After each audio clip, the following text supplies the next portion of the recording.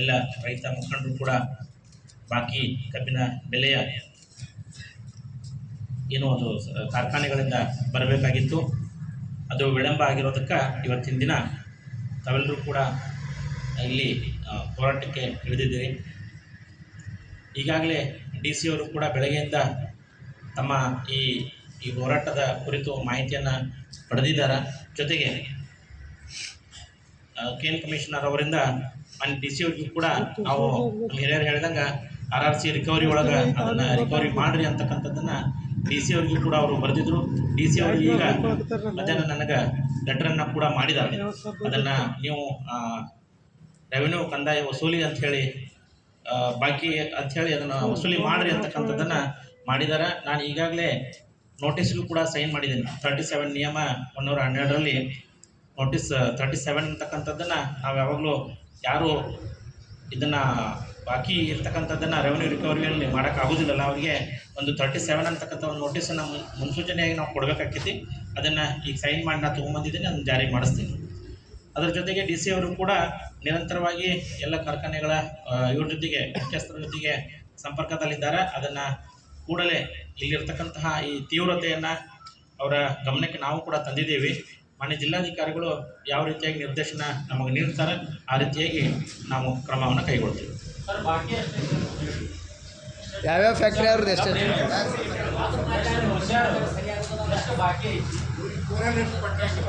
ಇಲ್ಲಿ ಶಿಲ್ಪದಾರಿ ಮತ್ತು ಇಲ್ಲಿ ಕಿಶಾಗ ನಿಮ್ಗೆ ಗೊತ್ತಾಗಲಿಲ್ಲ ಅಂದ್ರೆ ಮತ್ತೆ ಹಾಂ ಮತ್ತೆ ಬಂದಿರತಕ್ಕಂಥದ್ದು ಎರಡು KBC ಬ್ಯಾಂಕಿನ ಮ್ಯಾಲ ಎರಡು ನೋಟಿಸ್ಗಳು ನಮಗೆ ಬಂದಿದಾವ. ಒಂದು ಪ್ರಭುಲಿಂಗೇಶ್ವರ, ಅಲ್ಲಿ ಕೊಡ್ತಕ್ಕಂಥ ಬಾಕಿ 206.94 ಕೋಟಿ ರೂಪಾಯಿ ಐತೆ.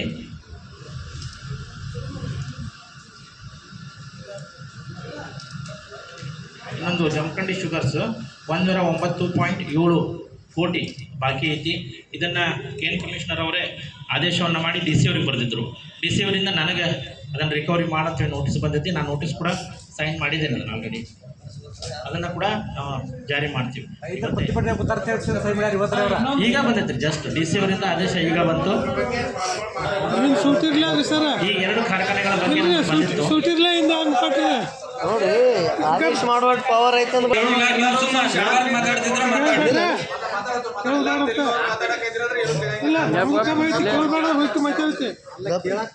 ಈಗ ತಾವು ದಂಡಾಧಿಕಾರಿಗಳು ಇದೀರಿ. ಫಸ್ಟ್ ಬಂದಗಳನ್ನ ಪ್ರತಿಭಟನೆ ಮುಖಾಂತರ ನಿಮ್ಮನ್ನು ಆಹ್ವಾನ ಮಾಡ್ಕೊಂಡಿದ್ವಿ. ತಮ್ಮೆಲ್ಲರಿಗೂ ಗೊತ್ತೈತಿ. ಏನು ಇದು ಕಬ್ಬಿನ ದರ ಘೋಷಣೆ ಮಾಡೋ ಟೈಮ್ದಾಗ ಪ್ರತಿಭಟನೆ ಮಾಡಿ ಸಂದರ್ಭದೊಳಗೆ ಹಳೆ ಬಾಕಿ ವಸೂಲಾತಿನೂ ತಮಗೆಲ್ಲರಿಗೂ ಗೊತ್ತಿದೆ. ಕಾರ್ಖಾನೆ ಆರಂಭಕ್ಕಿಂತ ಮುಂಚಿತವಾಗಿ ನಾವು ಕೇಳ್ತಕ್ಕಂಥದ್ದು, ತಮ್ಮ ವ್ಯಾಪ್ತಿ ಒಳಗೆ 3 ಕಾರ್ಖಾನೆ ಬರ್ತಾವೆ.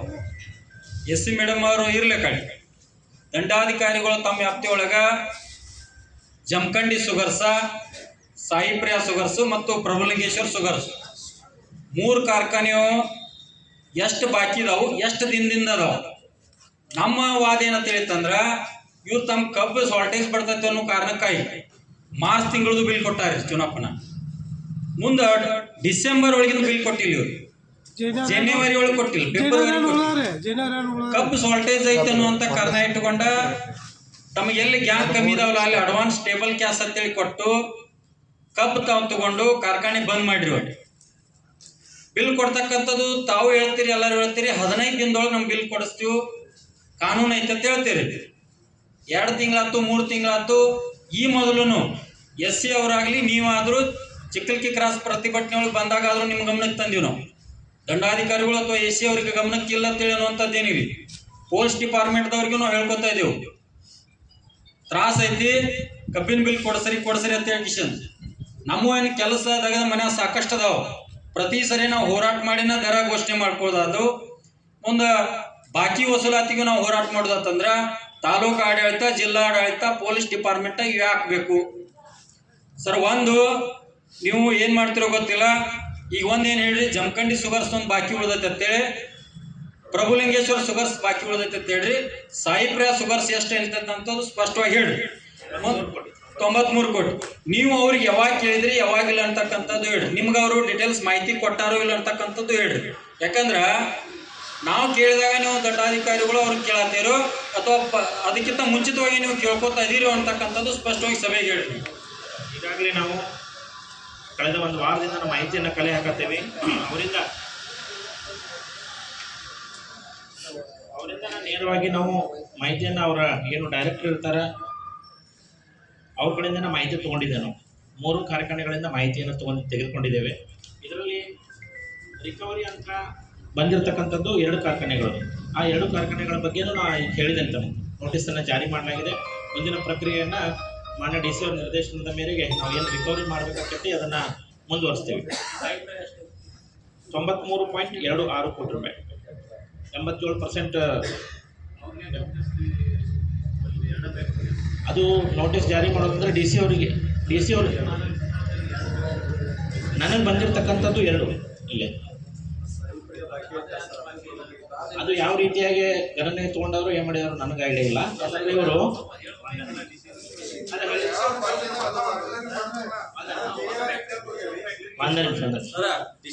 ನಾನು ನನ್ನ ಜಿಲ್ಲಾ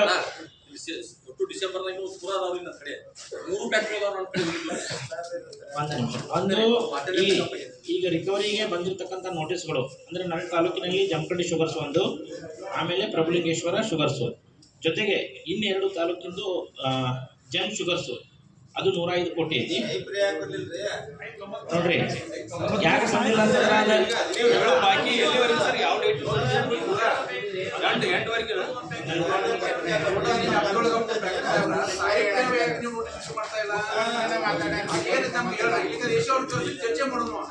ಈಗ ನಮ್ದು ಒಂದೇ ಉದ್ದೇಶ ಏನಂತ ಹೇಳ್ತಾರೆ. ಒಂದ್ ಸೆಕೆಂಡ್, ತಮ್ಮ ದಂಡಾಧಿಕಾರಿಗಳದ್ರಿ ತಮ್ಮ ವ್ಯಾಪ್ತಿಗಳು 3 ಕಾರ್ಖಾನೆ ಬರ್ತಾವ. 3 ಕಾರ್ಖಾನೆವು ಯಾವ್ಯಾವ ತಿಂಗಳು ಹಿಡಿದು ಬಾಕಿ ಉಳಿಸೋದಾರ ಅನ್ನೋದು ಸ್ಪಷ್ಟವಾಗಿ ಹೇಳ್ರಿ ನೀವು. ಯಾಕಂದ್ರ 100 ಕೋಟಿ 90 ಕೋಟಿ 2 ಫ್ಯಾಕ್ಟ್ರಿ ಟೋಟಲ್ ಕ್ರೆಸಿಂಗ್ ಎಷ್ಟಾಗೈತಿ, ಎಷ್ಟು ಕೋಟಿ ಅವರು ಚುಕ್ತ ಮಾಡ್ಯಾರು, ಎಷ್ಟು ಕೋಟಿ ಬಾಕಿ ಐತಿ ಅಂತಕ್ಕಂಥ ಒಂದೊಂದು ಫ್ಯಾಕ್ಟ್ರಿನೂ ಪೂರಾ ತಿಂಗಳು ವೈಸ್ ಅನ್ನೋದು ಡೀಟೇಲ್ಸ್ ಕೊಡ್ರಿ ರೈತರಿಗೆ. ಯಾಕಂದ್ರೆ ಈ ಮಾಹಿತಿ ತಿಂಗಳವಾರು ನನ್ನ ಕಡೆ ಮಾಹಿತಿ ಇರೋದಿಲ್ಲ. ಈಗ ಬಾಕಿ ಇರ್ತಕ್ಕಂಥದ್ದು ಮಾತ್ರ ನನ್ನ ಕಡೆ ಮಾಹಿತಿ ಐತಿ. ಈಗ ನೋಡ್ರಿ ಈಗ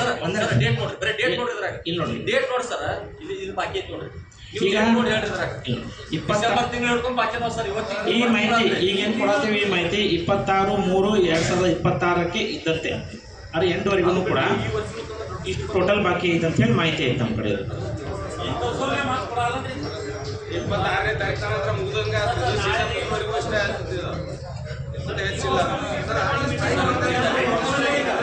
ಸರ್ ಈಗಾಗಲೇ ನಾವು ಸುಮಾರು 3.5 ತಿಂಗಳ ಸರ್ ಡಿಸೆಂಬರ್ದಾಗ ನಮ್ದು ಡಿಸೆಂಬರ್ 10ನೇ ತಾರೀಕಿಂದ ಬಾಕಿ ಇದಾವ್ರಿ.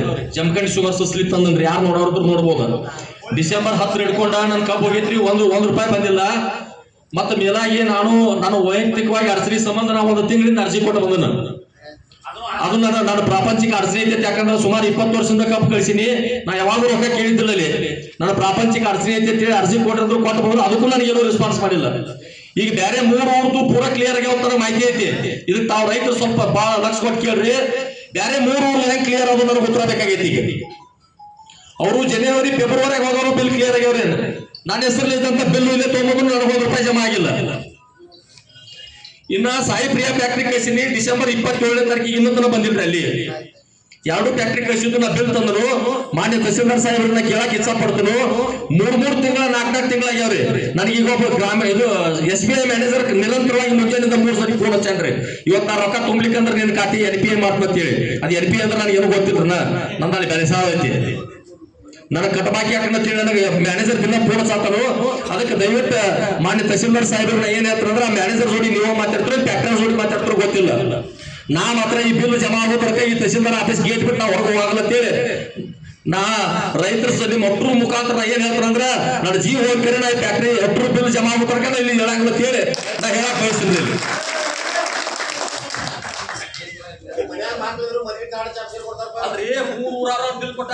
ಈಗ ನಾವು ತಹಸೀಲ್ದಾರ್ ಅವ್ರು ಕೇಳುವಂಥದ್ದು ಇಷ್ಟ, ಒಬ್ಬರ ವ್ಯಕ್ತಿ ಟೋಟಲ್ 3 ಕಾರ್ಖಾನೆ ತಮ್ಮ ವ್ಯಾಪ್ತಿಗೆ ಬರ್ತಕ್ಕಂಥದ್ದು 3 ಕಾರ್ಖಾನೆ ಒಟ್ಟು ಬಿಲ್ ಚುಕ್ತ ಆಗದಾಗನ ಈ ತಹಸೀಲ್ದಾರ್ ಆಫೀಸ್ ನಿಮ್ಮ ಆಫೀಸಿಂದ ನಾವು ಹೋಗ್ತೀವಿ.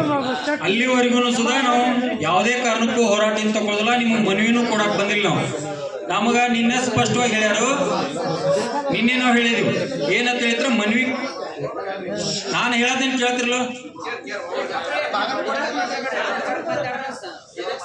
ನಮ್ಮ ಹೋರಾಟ ಇವತ್ತಿನ ದಿನದಿಂದ ಪ್ರಾರಂಭ ಆಗೈತಿ. ಇದು ಅಂತ್ಯ ಯಾವಾಗ ಆಕತ್ತೆ ಅಂತ ಹೇಳ್ತಂದ್ರ ಇಡೀ ಬಾಕಿ ಬಿಲ್ ಕಬ್ಬಿನ ಏನ್ ಬಾಕಿ ಬಿಲ್ ಪಾವತಿ ಅಷ್ಟು ಕಾರ್ಖಾನೆದವ್ರು ಮಾಡಿದ್ರೆ ಮಾತ್ರ ಇದು ಹೋರಾಟ ಅಂತ್ಯ ಆಕತಿ. ಅಲ್ಲಿವರೆಗೂ ಸುಧಾ ಹೋರಾಟದ ರೂಪರೇಷೆ ಚೇಂಜ್ ಆಗ್ಬೋದು, ಹೋರಾಟ ಮಾತ್ರ ನಿರಂತರ ಇರ್ತೈತಿ. ತಾವು ಏನ್ ಮಾಡ್ತಿರೋ ಗೊತ್ತಿಲ್ಲ. ಇಲ್ಲಿ ಏನ್ ಕಾರ್ಖಾನೆಯವರು ಮುಕ್ತಾಯಗೊಳಿಸ್ಯಾರಲ್ಲ ಅಲ್ಲಿವರೆಗೂ ಕಬ್ಬು ಚುಕ್ತ ಆಗ್ಬೇಕು. ಒಂದು ವೇಳೆ ಅವರು ಹೋದ ವರ್ಷ ಹಚ್ಚಿ ವರ್ಷ 1-2 ವರ್ಷ ಹಿಂದೆ ಮಾಡಿದ್ರೆ ಕಾರ್ಖಾನೆ ಮಾಲೀಕರು ನಾಟಕ ತಿಳಿತಂದ್ರ ಈ ಭಾಗದಾಗ ಹೋರಾಟ ಜಾಸ್ತಿ ಆಗೋದ್ರಿಂದ ಈ ಭಾಗದವ್ರಿಗೆ ಕಬ್ಬಿನ ಬಿಲ್ ಹಾಕಿದ್ರು. ಕೋಲಾರ ಮತ್ತು ಜೈನಾಪುರ ಮಮದಾಪುರ ಸರ್ಕಲ್ದೊಳಗ ಕಾರ್ಖಾನೆ ಹೊಡಮಳೇನು ಸ್ಟಾರ್ಟ್ ಆಗೋಲ್ಲ ಆಗ ಬಿಲ್ ಕೊಟ್ಟಾರ. ಅದಕ್ಕಾಗಿ ಯಾವ ರೈತರಿಗೂ ಸುಧಾ ಅನ್ಯಾಯ ಆಗಬಾರ್ದು, ಮತ್ತೆ ಎಲ್ಲೇ ಇರಲಿ ಆ ರೈತರು ನಮ್ಮವರು. ಅದಕ್ಕಾಗಿ ಕಬ್ಬಿನ ಬಿಲ್ ಏನು ಬಾಕಿ ಐತೆ ಅದು ಪೂರ್ಣ ಕುಲ್ಲ ಆದ ನಂತರ ನಾವು ಹೋರಾಟ ಕೇಳ್ತೀವಿ. ನೀವು ಏನು ಮಾಡ್ತೀರಿ ನಿಮ್ಮ ಜವಾಬ್ದಾರಿ ಏನು ಗೊತ್ತಿಲ್ಲ, ಇಲ್ಲೇ ಮಾತ್ರ ನಿರಂತರ ಇರ್ತೈತಿ. ಒಂದು ವೇಳೆ ನೀವು ಇದೇ ರೀತಿ ವಿಳಂಬ ಮಾಡ್ಕೋತ ಮುಂದುವರಿಸಿರತ್ತೀರಿ ಅಂದ್ರೆ ಹೋರಾಟ ರೂಪರೇಷೆ ಚೇಂಜ್ ಆಗಿ ಏನೋ ಒಂದು ಅನಾಹುತ ಆದ್ರು ಅಂತ ಹೇಳ್ತಂದ್ರ ಅದಕ್ಕೆ ಹೊಣೆಗಾರಿಕೆ ನಾವು ರೈತ ಸಂಘದವರು ರೈತರಲ್ಲ, ಅದಕ್ಕೆ ಹೊಣೆಗಾರಿಕೆ ತಾಲೂಕು ಆಡಳಿತ ಮತ್ತು ಜಿಲ್ಲಾಡಳಿತ ಸಂಪೂರ್ಣ ಇರ್ತೈತಿ. ನೀವು ಏನ್ ಮಾಡ್ತಿರೋ ಗೊತ್ತಿಲ್ಲ, ನಮ್ಮ ಬಾಕಿ ಬಿಲ್ಲನ್ನ ವಸೂಲಿ ಒಂದು 2-3 ದಿನದಾಗ ನೀವು ಯಾವಾಗ ಮಾಡ್ತಿರೋ ಗೊತ್ತಿಲ್ಲ, ನೀವು ಮಾಡುವವರೆಗೂ ನಾವು ಇಲ್ಲೇ ಕೊಂಡಿರ್ತೀವಿ ಅಂತೇಳಿ ಈ ಸಭೆಯ ಮುಖಾಂತರ ದಂಡಾಧಿಕಾರಿಗಳು ಹೇಳ್ತೀವಿ. ಅವ್ರು ಏನ್ ಹೇಳ್ತಾರೆ ಹೇಳಿ ಹೋಗ್ಲಿ. ಅಲ್ಪ ಆರೈತಿ. ನಾಳೆ ಹೆಚ್ಚಿನ ಸಂಖ್ಯೆಯಲ್ಲಿ ಇಡೀ ಹಳ್ಳಿ ಒಳಗೆ ಎಲ್ಲರಿಗೂ ನಾವು ವಿನಂತಿ ಮಾಡಿ ರಿಕ್ವೆಸ್ಟ್ ಮಾಡಿ ರೈತರು ಯಾರ್ಯಾರು ಕಬ್ಬು ಕಳಿಸಾರಲ್ಲ ಎಲ್ಲರಿಗೂ ನಾವು ವಿನಂತಿ ಮಾಡೋಣ, ರಿಕ್ವೆಸ್ಟ್ ಮಾಡ್ಕೊಂಡು ಸಾವಿರಾರು ಸಂಖ್ಯೆಯಲ್ಲಿ ನಾವು ಕೂಡಿದೀವಿ ಅಂತ ಹೇಳಿತ್ತಂದ್ರ ನಾಳೆ ಇವ್ರಿಗೆ ಬಹಳಷ್ಟು ಒತ್ತಡ ಹೋಗ್ತದೆ. ಒಂದು ವೇಳೆ ಇವರೆಲ್ಲರೂ ನಮ್ಮನ್ನ ತಾಲೂಕು ಆಡಳಿತ ಮತ್ತು ಜಿಲ್ಲಾಡಳಿತ ನಮ್ಮ ನೆಗ್ಲೆಕ್ಟ್ ಮಾಡ್ಕೋತ ಹೋದ್ರೆ ಅಂತ ಹೇಳಿತ್ತಂದ್ರ ಬರುವಂತ ದಿನಮಾನದೊಳಗೆ ನಾವು ಹೋರಾಟ ಯಾವ ರೀತಿ ತಗೋತೀವಿ ಅಂತಕ್ಕಂಥದ್ದು ಯಾವ ಇಂಟೆಲಿಜೆನ್ಸ್ ಮಾಹಿತಿ ಇರುವುದಿಲ್ಲ. ಅದಕ್ಕೆ ತಾವು ಗಮನ ಇಟ್ಕೊಂಡ ಏನ್ ಮಾಡ್ತಿರೋ ಗೊತ್ತಿಲ್ಲ, ಬಿಲ್ ಕೊಡಿಸುವಂತದ್ದು ಕೆಲಸ ಮಾಡ್ರಿ ಅಂತೇಳಿ ತಮ್ಮಲ್ಲಿ ಈ ಸಭೆ ಮುಖಾಂತರ ಒತ್ತಾಯ ಮಾಡ್ತಾರೆ. ಈಗಾಗಲೇ ಹಿರಿಯರು ಹೇಳಿದಂತೆ 2 ಕಾರ್ಖಾನೆಗಳದ್ದು ನೋಟಿಸ್ ಮಾತ್ರ ನನಗೆ DC ಅವರಿಂದ ಬಂದಿದ್ದರಿಂದ 2ಕ್ಕೆ ಜಾರಿ ಮಾಡಿದ್ದೇವೆ. ಇನ್ನು ಮುಂದಿನ ಹಂತದೊಳಗೆ ಅದೇನಾದರೂ ಬಂದರೆ ಅದನ್ನು ಕೂಡ ಜಾರಿ ಮಾಡ್ತೇವೆ. ಯಾಕಂದರೆ ಇವತ್ತು ರಜೆ ಇರೋದ್ರಿಂದ ಮೇಲ್ ಹಾಕಿದ್ರು, DC ಅವರಿಂದ ಮೇಲ್ ಬಂದು ಅದನ್ನು ತೆಗೆದು ನಾವು ಸೈನ್ ಮಾಡಿ ಇವತ್ತಿನ ದಿನ ಇದು ಮಾಡಿದ್ದೇವೆ. ಅದಕ್ಕಾಗಿ ಮುಂದೆ ಬಂದರೆ ಅದನ್ನು ಕೂಡ ನಾವು ಜಾರಿ ಮಾಡ್ತೇವೆ. ಜೊತೆಗೆ ಬೆಳಗ್ಗೆಯಿಂದ ಇಲ್ಲಿ ಏನೇನು ನಡೆದಿರ್ತಕ್ಕಂಥದ್ದು ಮತ್ತು ಈಗ ಪ್ರಸ್ತುತವಾಗಿ ತಾವೆಲ್ಲ ತಮ್ಮ ಅಭಿಪ್ರಾಯಗಳನ್ನು ತಾವು ವ್ಯಕ್ತಪಡಿಸಿದ್ದೀರಿ. ಈ ರಿಕವರಿ ಆಗುವವರೆಗೂ ಕೂಡ ತಾವು ತಮ್ಮ ಇದನ್ನು ಮುಂದುವರಿಸ್ತೀನಿ ಅಂತಕ್ಕಂಥ ವಿಚಾರವನ್ನು ವ್ಯಕ್ತಪಡಿಸಿದ್ದೀರಿ. ಇದನ್ನು ಮಾನ್ಯ SC ಅವರಿಗೆ ಹಾಗೂ ಮಾನ್ಯ ಜಿಲ್ಲಾಧಿಕಾರಿಗಳವರಿಗೆ ಗಮನಕ್ಕೆ ತರ್ತೇನೆ. ಹಾಗೆ ನಮ್ಮ ಸಮಸ್ಯೆಯನ್ನು ಆದಷ್ಟು ಬೇಗನೆ ಪರಿಹರಿಸಲಿಕ್ಕೆ ಏನು ಸೂಕ್ತ ಕ್ರಮ ಕೈಗೊಳ್ಳಕ್ಕೆ ಸಾಧ್ಯ ಇದೆಯೋ ಅಂತಕ್ಕಂಥದ್ದನ್ನು ನಾನು DC ಅವರಿಂದ ಪಡೆದು ತಮ್ಮ ಮಾಹಿತಿಯನ್ನು ಕೊಡ್ತೇನೆ. ಬ್ಯಾಂಕಿನವ್ರು ತುಂಬ ತನಗ್ತಾರೆ, ಅದನ್ನ ಹ್ಯಾಂಗ ಮಾಡಿದ್ರಿ? ಸಾಕಷ್ಟು ಜನ ಮಾತಾಡೋದು ಮಾತಾಡ್ರಿ. ಊಟದ ವ್ಯವಸ್ಥೆ ದಯವಿಟ್ಟು ತಾವೆಲ್ಲರೂ